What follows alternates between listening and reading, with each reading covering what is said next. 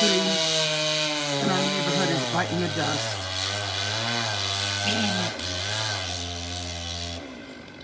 This is my backyard.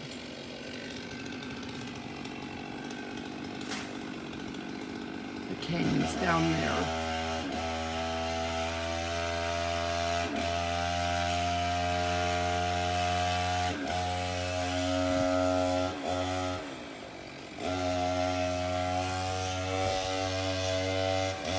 Oh, so sad.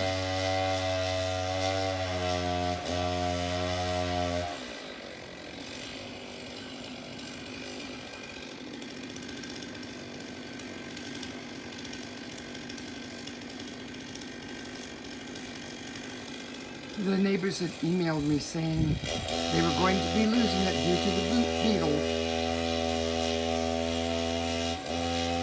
And they are.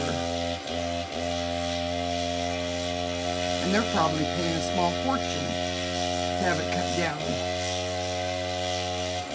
Because it's not on government property, county property, city property.